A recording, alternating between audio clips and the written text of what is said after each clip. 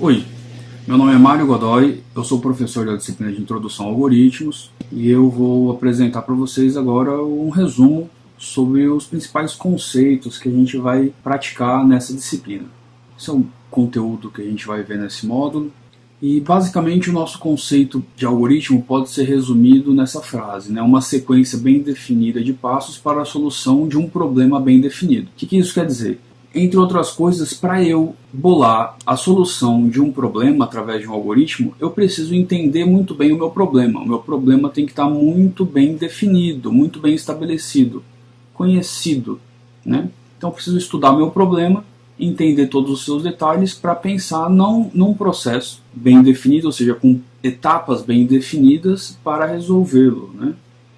Um algoritmo nada mais é do que a entrada de dados, o processamento desses dados que entraram e a saída de dados, o resultado. Por exemplo, se eu tenho... o meu problema é somar dois números, esse é o meu problema. Então o que eu tenho que fazer? Vamos imaginar que o usuário vai inserir dois números e o meu processamento vai resolver o meu problema. Qual é o meu problema? A soma. Então a entrada de dados vai ser o primeiro número e o segundo número. Eu tenho que elaborar o meu algoritmo de forma que receba esses números de entrada, elabore o processo de soma e apresente para o usuário o total dos valores somados. Perfeito? Então, sempre que a gente for definir um algoritmo, um dos primeiros passos é entender o problema. O segundo passo, bem interessante, é definir quais são os dados necessários para o meu algoritmo funcionar. Essa imagem ela apresenta de uma forma bastante interessante o que de fato é um algoritmo. Um algoritmo pode ser considerado uma interface entre o mundo real, o mundo onde tem os problemas, e o mundo dos computadores, o mundo das máquinas, né? Por que uma interface? Porque um algoritmo ele precisa ser entendido pelos dois mundos. Ou seja, quem vai desenvolver o algoritmo, quem vai projetar o algoritmo, ele precisa entender os problemas do mundo real. A gente chama problemas do cliente, problemas de quem quem domina o problema. Por exemplo, se estou fazendo uma calculadora, eu sei qual é o problema, mas se eu estou fazendo um software para contabilidade, eu preciso chegar perto dos contadores e entender qual é o problema da contabilidade, que é muito complexo, né? Então a gente precisa conversar com todos esses usuários, né? todos esses atores envolvidos no nosso projeto. Baseado no nosso problema, a gente projeta uma solução, a gente define uma solução e estrutura ela em passos em forma de um algoritmo. Tá? O algoritmo, baseado nesse algoritmo, como a gente viu no slide anterior, processos bem definidos, bem claros, a gente vai codificar num programa-fonte, que pode ser considerado um código de programação, que eu posso estabelecer esse programa-fonte baseado em várias linguagens de programação. Por exemplo, C, por exemplo, Java, por exemplo, Python e outras tantas que existem. Perfeito? Dependendo de onde vai rodar o meu software, eu vou escolher o meu programa-fonte mais adequado. Aqui na nossa disciplina a gente vai praticar os nossos algoritmos em programa C, né, na linguagem de programação C. Então a gente vai todos os exemplos que a gente for ver, a gente vai estar imerso no mundo da linguagem de programação C, que é uma linguagem muito utilizada. O algoritmo ele tem como característica, a princípio, uma estrutura imperativa. Imperativa no sentido de que ele ocorre de cima para baixo. Primeiro é executado o primeiro comando da primeira linha de programação, por exemplo, depois a segunda linha, depois a terceira linha, e assim sucessivamente. Claro que isso pode ser modificado, mas para isso a gente precisa entender como que eu faço para modificar a linha imperativa de cima para baixo do meu código. A gente pode modificar com alguns critérios, né, mas vamos por partes. Primeiro é importante a gente saber que é extremamente forte, né, a ordem com que os comandos são definidos. O comando anterior vai ser executado, o comando da linha 1, por exemplo, vai ser executado em primeiro e o segundo em diante. Então, essa ordem é bem clara, é bem importante. O algoritmo não pula linhas, só se você mandar ele pular. Perfeito? A gente vai ver isso na prática, vai ficar mais claro visualizar. Alguns conceitos básicos que a gente precisa entender o conceito de constante, variável, atribuição, palavra reservada, entrada e saída, operadores, controle de fluxo. Vamos ver cada um deles agora. Perfeito? Constante. Constantes são valores que não mudam. Um grande exemplo é, por exemplo, se eu defino π e π é 3,14, sempre vai ser 3,14 no meu código e nunca vai ser alterado. Perfeito? Variável. Variável já é diferente um pouco. Variável, o que é uma variável? Variável nada mais é que um espaço da memória RAM, onde lá naquele espaço da memória RAM eu vou guardar um valor. Na verdade, quando eu defino uma variável, eu estou reservando um espaço da memória para guardar um valor de um determinado tipo. Então, uma variável ela tem um tipo, ou seja, pode ser inteiro. Se eu defino uma variável do tipo inteiro, essa variável vai guardar qualquer valor inteiro. Se eu defino uma variável do tipo real, qualquer valor do tipo real. E assim sucessivamente. Se eu defino uma variável do tipo caractere, qualquer valor caractere. Ok? Cada variável tem um nome, né? E esse nome a gente chama de identificador. Ou seja, você identifica um espaço de memória RAM através do nome da variável, do seu identificador. Perfeito? Com uma característica muito clara da memória RAM. Memória RAM é uma memória volátil. O que isso significa? Significa que quando eu desligo o computador, o que está na minha memória RAM é perdido. Então ela funciona sempre em tempo de execução, né? Enquanto o computador está energizado, está funcionando, está ligado na tomada. Perfeito? E como que eu faço para manipular uma variável? Para eu manipular uma variável, eu posso atribuir valores a esse espaço de memória, a essa variável. E em linguagem C eu uso o símbolo de igual, esse que está na tela vermelhinho aí. Então, o símbolo de igual, a partir desse momento, em algoritmos, a gente não vai mais chamar de igual, a gente vai chamar de atribuição. Então, se eu quero definir a variável chamada nota, e se eu quero atribuir a nota 8,5 para ela, essa variável tem que ser real, e para eu atribuir, eu vou usar esse símbolo de atribuição que está na tela. É importante saber isso. Identificadores, ou seja, os nomes das variáveis, tem algumas regras para isso, tá? Não pode começar com número, não pode conter símbolos quaisquer, símbolos eu digo acentuação, qualquer símbolo de arroba, de porcentagem, e-comercial, parênteses, não pode também. Caracteres latinos como cedilha também não pode, ok? Isso é uma regra, porque a nossa linguagem é universal, né, linguagem C, e caracteres latinos não tem em todos os países, então é um padrão universal, ok? Isso a gente vai praticar bastante, mas é importante que você pratique entendendo e sabendo dessas regras aí.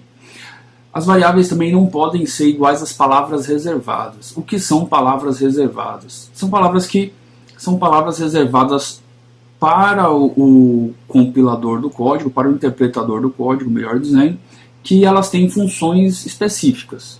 A gente vai ver daqui a pouco uma lista delas para a gente ver. Quando a gente estiver vendo a linguagem em C, a gente vai trabalhar com algumas delas. Então, o computador ele não pode ter entendimento dúbio. Você não pode criar uma variável cuja palavra é reservada a uma função específica. Entende? Ainda sobre tipos de variáveis, né? Eu gosto de comparar tipos de variável a caminhão. Né? Imagina assim, cada caminhão tem um tipo. Tem um caminhão de madeira, tem um caminhão de concreto, tem um caminhão de combustível, tem um caminhão caçamba, tem um caminhão frigorífico. Se eu pegar o conteúdo de um caminhão frigorífico, por exemplo, carne, e colocar no caminhão caçamba normal, que carrega areia, a carne vai estragar, logo não vai dar para transportar meu conteúdo. Se eu pego o conteúdo do caminhão de concreto e jogo no caminhão tanque, vai dar um problema, eu vou perder tanto o caminhão como o concreto, entende? É basicamente a mesma ideia, né, de tipos de caminhão para tipos de conteúdo para esse caminhão. Como uma variável ela guarda conteúdo, então se eu estou trabalhando com conteúdos caractere, que são letras, números, símbolos, né? Caractere é isso. Então eu tenho que criar uma variável do mesmo tipo. Se eu tenho valores inteiros, eu tenho que criar uma variável do tipo inteiro para receber esse conteúdo. Se eu estou trabalhando com números reais, então eu tenho que ter variáveis do tipo real. Perfeito? A gente vai praticar, mas é importantíssimo você saber o que é uma variável, quais são os conceitos que envolvem a variável. E a ideia principal de uma variável é pode até parecer redundante, mas é que o seu conteúdo seja modificado, ou seja, varie, perfeito? Então, se eu tenho uma variável nota, ora ela pode ser 10, depois ela pode ser 8, depois ela pode ser 9,5. Quanto menos variável eu tenho, menos memória eu estou usando. E isso é positivo, né? Quanto mais memória eu uso, quanto mais variável eu uso, possivelmente mais eu estou sobrecarregando o meu computador. Então, a variável você tem que usar sempre que necessário, né? Sempre que você puder evitar, não use, porque você está alocando espaço de memória e está comprometendo o desempenho do seu computador se você estiver usando de forma desnecessária, desregrada. Essa é uma lista de palavras reservadas no nosso padrão ANSI. É um padrão internacional. Tá? Essas palavras reservadas são na linguagem C, que é a linguagem de programação que a gente vai estudar nessa disciplina, perfeito? A gente vai praticar alguns conceitos que a gente vai ver na teoria na linguagem C. E vocês vão ver linguagem C em outra disciplina lá na frente também. O que eu sugiro que vocês façam, né? É importantíssimo, como vocês vão ver isso com bastante frequência, é importante vocês pegarem todas essas palavras reservadas aí e pelo menos vai no dicionário e traduz cada uma delas. Porque a tradução dessas palavras já dá uma boa ideia do que elas significam. E aí depois, quando a gente for praticar, no próximo módulo, já no módulo 2 a gente vai praticar um pouco de linguagem C, vocês já vão saber um pouquinho do que vocês estão fazendo. Entrada de dados. Lembra que a gente viu que um algoritmo tem entrada, processamento e saída? Entrada de dados dentro de um algoritmo pode ser feita através de diversos dispositivos. Nós vamos trabalhar maciçamente com o teclado, mas eu posso considerar que o mouse é uma entrada, telas de touchscreen são outra entrada, sensores e outras tantas coisas podem ser consideradas entradas de dados também. Mas a gente vai trabalhar com teclado, ou seja, quando você solicita que o usuário informe um valor, um nome, um símbolo qualquer, você está pedindo que o usuário jogue uma informação dentro do seu algoritmo para o seu algoritmo poder funcionar. Processamento. Processamento nada mais é do que o que o seu algoritmo vai fazer com as informações que foram inseridas, né? Naquele velho exemplo, se eu estou somando dois números, lá naquela entrada eu recebi dois números do meu usuário, o meu processamento é pegar o primeiro número e somar com o segundo. Dispositivos de saída. Dispositivos de saída, seguindo o mesmo exemplo da soma, é apresentar para o usuário onde? Eu posso apresentar, por exemplo, no monitor do usuário. Então, o monitor é um dispositivo de saída das informações. Eu posso apresentar no monitor do usuário o resultado da soma. Eu posso usar outros dispositivos de saída também, impressora, seja ela 2D, seja ela 3D, né? Dispositivos de rede e outras tantas coisas que eu posso ter como dispositivos de saída. Perfeito? A gente vai usar na disciplina o monitor para fazer os nossos processamentos e apresentar o resultado do nosso algoritmo. Ok, então a gente viu que a gente pode fazer várias operações. Então, operadores aritméticos. Observa que a gente pode fazer a operação de soma e subtração através dos símbolos já conhecidos, que é mais, o símbolo de mais e o símbolo de menos, como está na tela. A multiplicação não é aquele x conhecido da matemática. A multiplicação é o asterisco. É um padrão que se adota, perfeito? Então, se eu quiser multiplicar 3 vezes 3, eu vou usar o asterisco. 3 asterisco 3. Se eu quiser fazer uma divisão, eu vou usar essa barra que está na última linha. 3 dividido por 2, 3 barra 2. Estou dividindo. Ok? Observa aí na tela que tem também o símbolo de igual, igual. O que significa o símbolo de igual, igual? Aqui na linguagem C, a gente vai ver que igual, igual é igualdade. Lembra que a gente viu que a atribuição é apenas um símbolo de igual no slide anterior?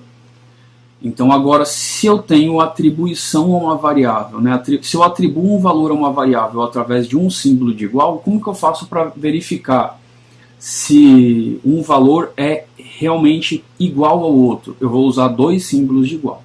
Dois símbolos de igual, igualdade. Parecido com a matemática que a gente vê no segundo grau, a gente sabe que primeiro multiplicação e divisão tem precedência, né, para soma e subtração. Isso já é conhecido. Né? Aqui também é a mesma coisa. Mas aqui a gente também tem coisas chamadas coisas específicas, né, como por exemplo função.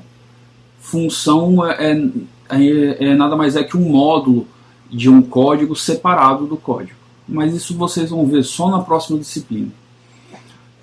E operadores unários. Quando a gente estiver começando a programar, eu vou mostrar alguma coisa para vocês sobre operadores unários. Então, essa é uma lista de prioridade, ou seja, o que é realizado primeiro no cálculo das nossas operações. E eu posso alterar qualquer prioridade colocando parênteses, né? Então, se eu quero que primeiro seja feita uma soma, depois uma multiplicação, eu coloco parênteses naquela soma e aquela soma vai ser realizada primeiro. Assim como na matemática que a gente vê no segundo grau também. Operadores relacionais. Operadores relacionais a gente tem o maior que, é a primeira linha, o maior ou igual, segunda linha, menor que, terceira linha, menor ou igual, quarta linha, igual, como eu acabei de falar, né? A igualdade são dois símbolos de igual juntos, e diferente. Observa que diferente é uma exclamação igual, né? A exclamação significa não, significa negação. Então, não igual, logo é diferente, ok? Ali do lado, na coluna da direita, a gente tem um exemplo, né? 2 maior que 1, 2 maior ou igual a 2, né? Então, 2 maior que 1, verdadeiro. O resultado de um operador relacional é verdadeiro ou falso. Pode ser verdadeiro, pode ser falso. Não tem coluna do meio, só tem essas duas, tá? 1 menor que 2, verdadeiro. 1 menor ou igual a 5, verdadeiro. 2 é igual a 2, verdadeiro. 3 é diferente de 2, verdadeiro também. Então observa que nesse exemplo que vocês estão vendo, tem valores fixos, né? 2 é um valor fixo, 2 não é uma variável. Mas vamos ver como fica esse exemplo com variáveis. A mesma coisa, né? Só que quando eu estou trabalhando com variáveis, eu não sei exatamente qual é o valor de A. A é qualquer coisa. Pode ter, hora pode ter um valor, hora pode ter outro valor. Mas eu uso, obedecendo a mesma sintaxe, a mesma regra, a mesma lógica, os operadores relacionais. A é maior que B, B é maior ou igual a C, C é menor que 1, 1 é menor ou igual a A é igual a 0, A é diferente de B. Então tudo isso também tem valores verdadeiro ou falso, ou é um ou é outro. Operadores lógicos. Operadores lógicos, a gente tem esses dois es comerciais que significa e mesmo, né? O ou, que são dois pipes. Esses dois pauzinhos assim é chamado de pipe. Pipe é um símbolo diferente que tem no nosso teclado que poucas vezes a gente usa assim no dia a dia, né? Mas ele é bem conhecido. Ele, dependendo do teclado, ele está em um lugar, dependendo do teclado, ele está em outro. Mas normalmente ele está perto do shift, ou ali mais ou menos perto da acentuação, ali perto do enter, né? Dependendo do teclado, ele está num lugar ou está no outro. Ele tem um formato de vertical, de pauzinho vertical mesmo. Vamos ver, e embaixo a gente tem a negação que eu acabei de falar para vocês, né? A exclamação é a negação de alguma coisa. Vamos ver como que a gente trabalha com cada um desses operadores lógicos. Beleza, isso que eu vou mostrar para vocês é um resumo da nossa tabela verdade, para ver se vocês compreendem mais ou menos como funciona. Observa que eu falei para vocês que o resultado de uma expressão aqui vai ser ou verdadeiro ou falso. Para isso a gente tem duas premissas, né? Premissas vamos imaginar como se fossem afirmações, princípios, beleza? Eu tenho a premissa P ali. Vamos imaginar que a premissa P ora é falsa e ora ela é verdadeira. Quando a premissa P for falsa, se eu digo não P, eu estou dizendo não falso. Quando eu digo que uma coisa não é falsa, logo ela é verdadeira. Se a premissa P for verdadeira e eu digo não P, eu estou dizendo não verdadeiro. Logo, uma coisa não verdadeira, ela é falsa. Ou seja, a negação é a mais simples de todas. É só inverter a premissa, ok? Se a premissa é falsa, não falsa é verdadeira. Se a premissa é verdadeira, não verdadeira é falsa. Mesma coisa para outra premissa que, onde é falso vira verdadeiro, onde é verdadeiro vira falso. Essa operação I, ela implica que, para a expressão P e Q, observa que agora eu estou trabalhando com duas premissas, com a premissa P e também com a premissa Q. Para essa expressão ser verdadeira, as duas premissas devem ser verdadeiras. Se uma das premissas for falsa, toda a expressão vai ser falsa. esse operador lógico I exige que todas as premissas envolvidas na expressão sejam verdadeiras para o resultado da expressão ser verdadeiro. Não importa quantas premissas eu tenho, se eu tiver 10 premissas e uma for falsa, a expressão vai ser falsa. Então observa aí, falso e falso é falso, falso e verdadeiro é falso, verdadeiro e falso é falso, e verdadeiro é verdadeiro. Só nessa condição de todas as premissas serem verdadeiras que ela vai ser verdadeira. Então o que vocês têm que entender é isso. Sempre que eu estou trabalhando com I, todas as premissas devem ser verdadeiras para o resultado ser verdadeiro. Daqui a pouco a gente vai ver alguns exemplos. Ou, dois pipes. O ou ele é bem mais flexível. Ele precisa que apenas uma premissa seja verdadeira para o resultado ser verdadeiro. Então, falso e falso é falso, nesse caso. Falso e verdadeiro é verdadeiro, porque eu já tenho uma premissa verdadeira, então é verdadeiro. Verdadeiro ou falso é verdadeiro. Verdadeiro e verdadeiro é verdadeiro. Então, o ou, esses dois pipes, ele é bem mais flexível. Imagina que eu tenho 10 premissas, 9 falsas e apenas uma verdadeira. Logo, o resultado dessa expressão dessas 10 premissas, se estiver separado por ou, vai ser verdadeiro, se tiver apenas uma verdadeira. Esse é um resumo da nossa tabela verdade, bem simplificado, mas que resolve grande parte dos nossos problemas em programação. Né? É importante que você entenda essa lógica, né? E você entenda que essas são as regras que ora eu posso usar o i, ora eu posso usar o ou. E eu tenho que usar esses comandos para resolver os meus problemas. Né? Daqui a pouco a gente vai ver alguns problemas e a gente vai ver como o i não substitui o ou e o ou não substitui o i.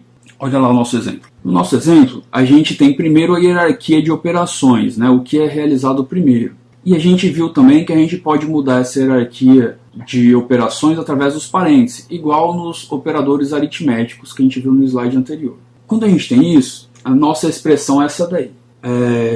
O que é realizado primeiro? É realizado primeiro aquele que está mais interno nos parênteses. Então, como eu botei ali dois parênteses, um dentro do outro, primeiro vai ser resolvido esse parênteses mais interno e depois o mais externo. Então veja só, primeiro vai ser resolvido o quê? Isso que está em vermelho. Por quê? Por esse motivo que eu acabei de falar dos parênteses. 2 é menor que 5? Verdadeiro, 2 é menor que 5. Quando essa condição, né, essa expressão interna é resolvida, isso internamente a gente não vê isso ocorrer, a gente só vê o resultado final depois. Eu só estou mostrando para vocês saberem o que acontece. Então, quando isso é resolvido, aquela premissa, que é uma expressão, vira um resultado de verdadeiro.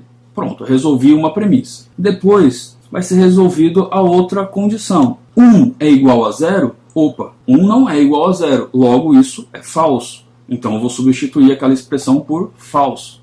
O que eu tenho agora? V ou F. Verdadeiro ou falso. Lembra da tabela verdade que a gente acabou de ver? Quando eu tenho verdadeiro ou falso, o ou só precisa que uma premissa seja verdadeira para o resultado todo ser verdadeiro. Logo eu resolvo essa expressão com verdadeiro. E agora o que eu tenho? Eu tenho um i. 2 é maior que 0? Sim, 2 é maior que 0. Verdadeiro. Então pode ser substituído isso aí por verdadeiro. E agora o que eu tenho? Verdadeiro e verdadeiro. Quando eu tenho o i, todas as minhas premissas devem ser verdadeiro para o resultado ser verdadeiro. A primeira premissa é verdadeira, a segunda premissa é verdadeira também. Logo, meu resultado é verdadeiro. E o resultado dessa expressão é verdadeiro. Essa é a lógica dos operadores relacionais. A gente pode usar essas regras de acordo com os nossos problemas. Então, a gente viu lá no começo que a gente tem controle de fluxo, né? Que na verdade a gente tem uma linha hierárquica que o nosso algoritmo é imperativo, de cima para baixo. E a gente pode usar a nossa estrutura de controle de fluxo para modificar um pouco essa rigidez de cima para baixo. A gente tem alguns resultados bem interessantes. A gente pode retornar uma etapa anterior com controle de fluxo, ou a gente pode mudar as etapas que estão à nossa frente. Vamos visualizar isso melhor. Veja só. Esse exemplo aqui. Vamos imaginar que você foi contratado para desenvolver um algoritmo, ou seja, uma rotina. para você solicitar ao professor que insira as notas dos alunos. Né? A gente sabe que a nota do aluno é de 0 a 10, não pode ser negativa e não pode ser maior que 10 também. Né? Então, de 0 a 10. Vamos imaginar que essa é a nossa regra. Esse é o nosso problema, é um problema bem simples de ser entendido. Né? No começo é bem simples, depois a gente vai criar mais complexidade. Então vamos lá. O meu algoritmo começa ali no início. O primeiro passo, eu estou solicitando que a pessoa, que o usuário, né, no caso o professor, insira um número entre 0 e 10. Esse número vai ficar armazenado na variável número. Aquele símbolo ali, lembra que é de atribuição? Eu não sei qual vai ser o número que o usuário vai informar. Vamos imaginar que o usuário informou 20. 20 é válido? Na minha regra de negócio não é. É válido de 0 a 10. Então o que o meu algoritmo faz? A gente faz uma estrutura de controle de fluxo, que está nesse losango. Então a gente cria uma estrutura que diz que enquanto o número for menor que 0, ou, olha o meu operador lógico ou aí no meio, ou maior que 10, vá para onde? Enquanto isso for verdadeiro, volte a setinha ali para a esquerda, volte a solicitar um número entre 0 e 10. Enquanto o número informado pelo usuário for falso, olha a seta para a direita ali. Enquanto o número for falso, registrado com sucesso. Se o usuário inserir 20, 12, 13, vai ficar numa estrutura de repetição, que a gente chama de loop, até que o usuário insira um número que o meu algoritmo aprove. Ou seja, igual a 10 ou menor que 10, igual a 0 ou maior que 0. Então os números válidos nessa minha regra é de 0 para cima até 10. De 0 a 10. Só isso que é válido. Os outros vão ficar repetindo até que o usuário digite o número que o meu código aceite. Quando ele digitar um número que o meu código aceite, vai aparecer a mensagem de nota registrada com sucesso. Esses desenhos de fluxograma a gente vai ver assim que os nossos conceitos sobre o que é variável, o que é identificador, tabela verdade, lógica estiverem bem assimilados. Depois a gente vai ver como fazer um fluxograma, que esse fluxograma que vocês estão vendo em vermelho na tela, não deixa de ser um algoritmo. É um projeto de um algoritmo, é a definição através de um fluxograma de regras. Né? Então a gente vai ver como detalhar isso para a gente. Uma outra forma que a gente tem de controlar o fluxo do nosso algoritmo vamos imaginar que o nosso algoritmo está rodando, em algum momento do meu código eu estou verificando a média do usuário. Eu não sei, a média é uma variável, pode ser qualquer valor. Vamos imaginar que se a média for maior ou igual a 7, olha a seta apontando lá para mensagem de aprovado. Ou seja, se a variável média for maior ou igual a 7, se for verdadeiro, aprovado. Se for falso, reprovado. Então eu posso pular trechos de código de acordo com minhas premissas, né? Minhas premissas. Ali eu só tenho uma premissa média, mas eu poderia ter duas. Eu poderia ter média e falta, né? Imagina só, como que a gente poderia avaliar se a média for maior ou igual a 7 e a quantidade de faltas menor do que 25% para ele ser aprovado? Eu precisaria usar o i comercial, que a gente viu alguns slides atrás.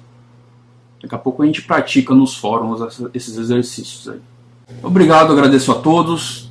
Eu sei que o assunto é um pouco complexo, principalmente a primeira vez que a gente vê, mas eu peço que vocês deem uma olhada no PDF que está no ambiente, que tem mais detalhes, mais explicações textuais. Acessem todo o material disponível na pasta da biblioteca, no ambiente virtual, e dúvidas postem no fórum. Um abraço, até breve.